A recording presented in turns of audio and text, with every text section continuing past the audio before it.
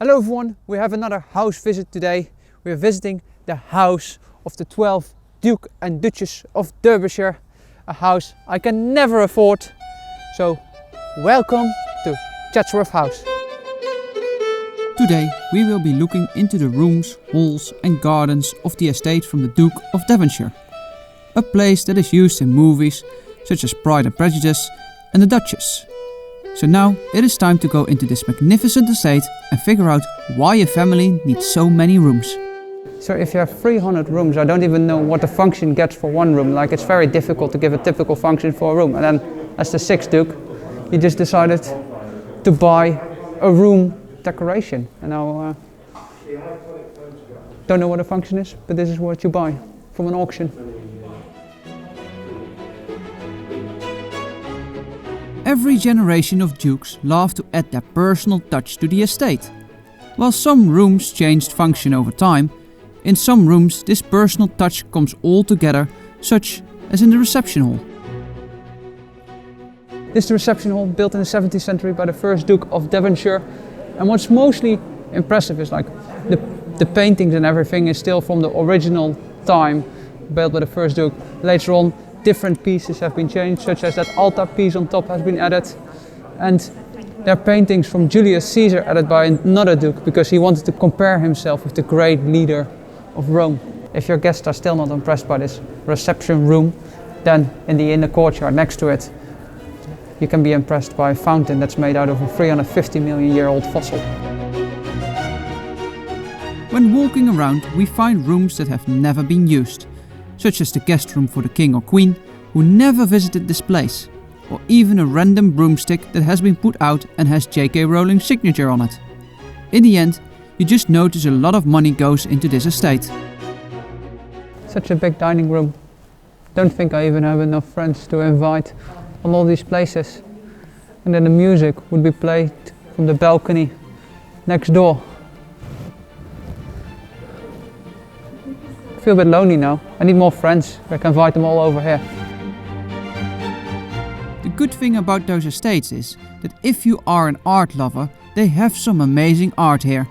For example, the Rembrandt van Rijn paintings were bought from him directly when he was still alive. The last section in the house contains sculptures of Antonio Canova. Even his tool set is still there. The family wanted to sell this collection after the Second World War, but they wouldn't get more than £1,000 for it. Recently, one bust of a similar series as here has been found in an attic in Wales. It was valued at a price of £6.5 million. They have 3 of those here. Strange what art can do in price in 60 years' time. From the house, it is time to move into the gardens. The gardens are visited every year by approximately 300,000 people. It has a complex blend of features from 6 different centuries, covering 105 acres.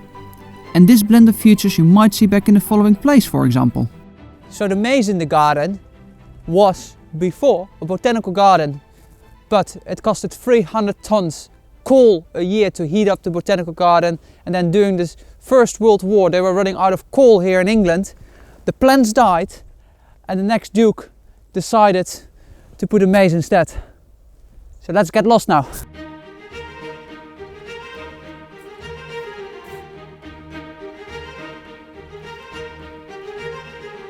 Walking around the park is especially nice in autumn when the colors change nicely to orange. Even the Cascade sounds lovely. So the Cascade was designed by a French engineer Grillet for the 1st Duke of Devonshire, and the steps in there are all different lengths, heights, just to make sure that the water never makes the same sound when it's falling down. The water is collected upstairs from the river on the mountain, or more hill here to be fair, and then will be pumped into the fountains and then goes down, back down into the river. So on a sunny day you might not have the fountains playing at all because there's not enough water for the fountains to go down.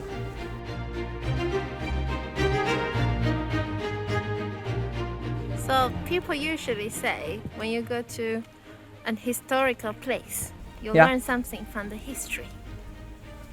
What did you learn from your tour today? That I learned that, as William Shakespeare was as well, what we discovered in Stratford-upon-Avon, some people are very privileged to be born with this, was it 1,000 acres of land? 100 acres of land? 105 acres. 105 acres of land, 300 plus rooms in your house, 20 servants, which includes maids, butlers. No, 27 is nowadays, in year Yeah, that's nowadays. 2021. Yeah, but I'm talking nowadays. You were born with that. No, but Nowadays you can be born with that. In the old time, they might have more maids. Yes, they might have.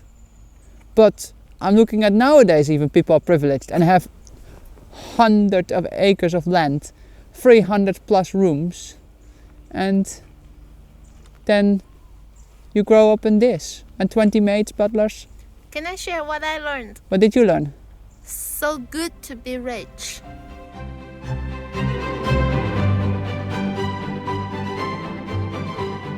So if you want to visit Chatsworth House, it will cost you £24 per person to visit the house, which costs us around 2 hours to visit.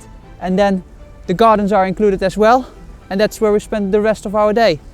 And then you have a lovely time in autumn in Britain.